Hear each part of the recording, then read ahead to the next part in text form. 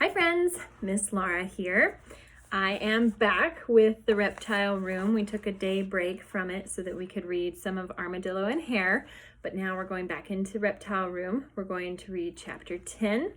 I think this is my 5th video that has to do with Reptile Room.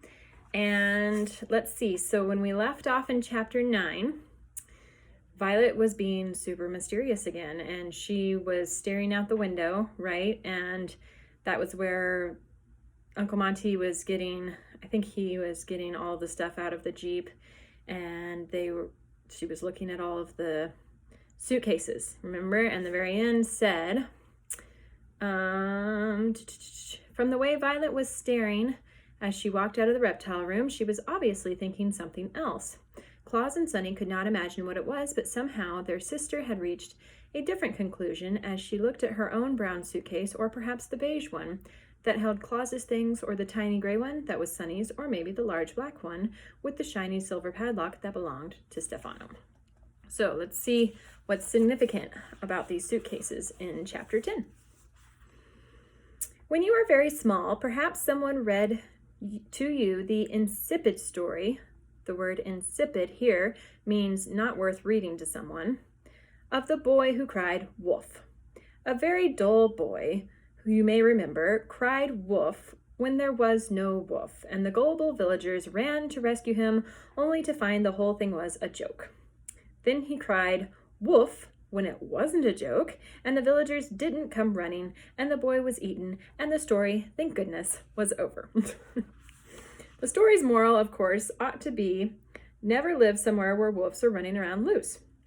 But whoever read you the story probably told you that the moral was not to lie.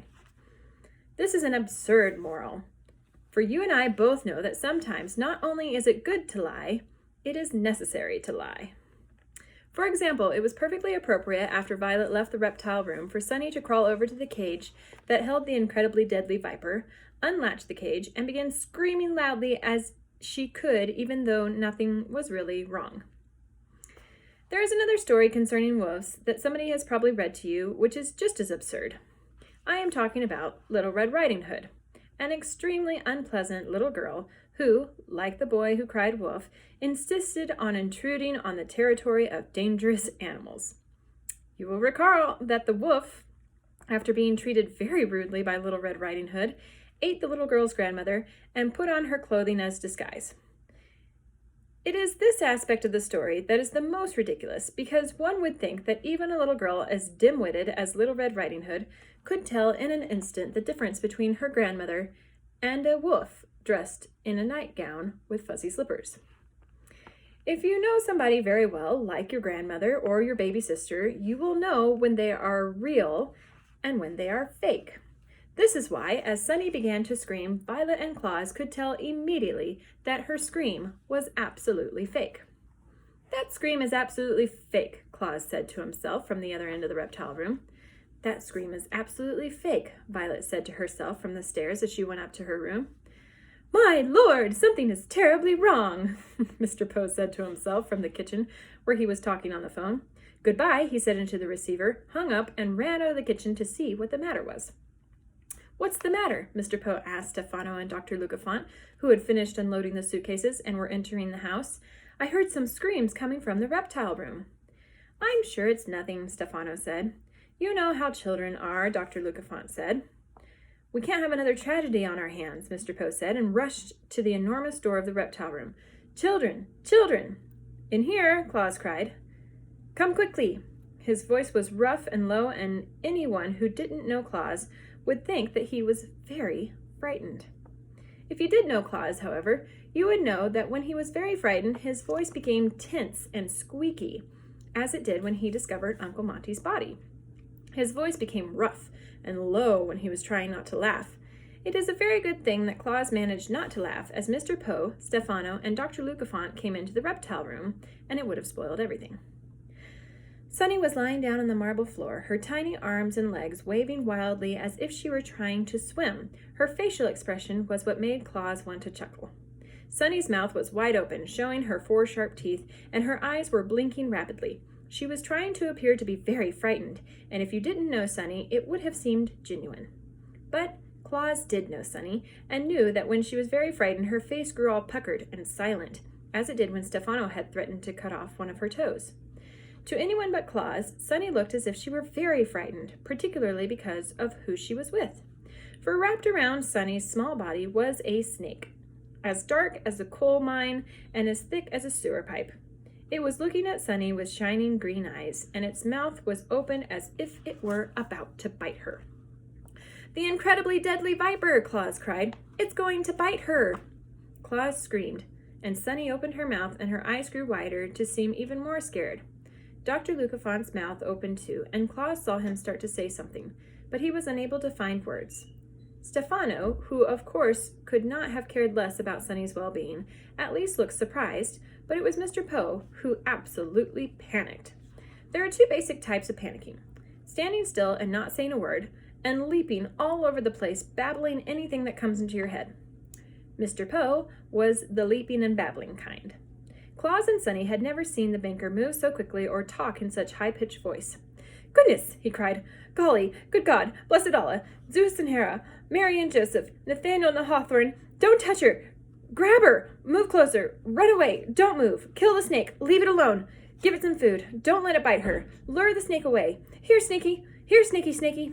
The incredibly deadly viper listened patiently to Mr. Poe's speech, never taking its eyes off Sunny, and when Mr. Poe paused to cough into his handkerchief, it leaned over a bit and bit Sunny on the chin, right where it had bitten her when the two friends had first met. Claus tried not to grin, but Dr. Lucafont gasped. Stefano stared, and Mr. Poe began leaping and babbling again. "It's bitten her!" he cried. "It bit her! It bited her! Calm down! Get moving! Call an ambulance! Call the police! Call a scientist! Call my wife! This is terrible! This is awful! This is ghastly! This is nothing to worry about," Stefano interrupted smoothly. "What do you mean, nothing to worry about?" Mr. Poe asked incredulously. "Sunny was just bitten by... What's the name of the snake, Claus?" "The incredibly deadly viper," Claus answered promptly. "The incredibly deadly viper," Mr. Poe repeated, pointing to the snake as it held on to Sunny's chin with its teeth. Sunny gave another fake shriek of fear. "How can you say it's nothing to worry about?" "Because the incredibly deadly viper is completely harmless," Stefano said. "Calm yourself, Mr. Poe. The snake's name is a misnomer that Dr. Montgomery created for his own amusement." "Are you sure?" Mr. Poe asked. His voice got a little lower, and he moved a bit more slowly as he began to calm down. "Of course I am sure," Stefano said, and Claus recognized a look on his face he remembered from living at Count Olaf's. It was a look of sheer vanity, a word here which means Count Olaf thinking he's the most incredible person who's ever lived. When the Baudelaire orphans had been under Olaf's care, he had often acted this way, always happy to show off his skills, whether he was on stage with his atrocious theater company or up in his tower room making nasty plans. Stefano smiled and continued to speak to Mr. Poe, eager to show off. "The snake is perfectly harmless, friendly even. I read up on the incredibly deadly viper and many other snakes in the library section of the reptile room, as well as Dr. Montgomery's private papers." Dr. Lucafont cleared his throat. "Boss?" he said. "Don't interrupt me, Dr. Lucafont," Stefano said. "I studied books on all the major species. I looked carefully at sketches and charts. I took careful notes and looked them over each night before I went to sleep. If I may say so, I consider myself to be quite an expert on snakes." "Aha!" Sunny cried, disentangling herself from the incredibly deadly viper. "Sunny, you're unharmed!" Mr. Poe cried. "Aha!" Sunny cried again, pointing at Stefano. The incredibly deadly viper blinked its green eyes triumphantly. Mr. Poe looked at Claus, puzzled. "What does your sister mean by aha?" he asked. Claus sighed. He felt sometimes as if he had spent half his life explaining things to Mr. Poe. "By aha," he said, "she means, one minute Stefano claims he knows nothing about snakes, and the next he claims he is an expert. By aha, she means Stefano has been lying to all of us. And by aha, she means we have finally exposed his dishonesty to you. By aha, she means aha." that's the end of that chapter. That was a little bit of a shorter one, but that was very good, right? They've kind of got him there. Hopefully Mr. Poe pays attention. We'll find out more tomorrow. Thanks for tuning in. If you subscribe, then you will get alerts on your YouTube channel saying that there's a new video. And I hope to see you soon. Be nice to people.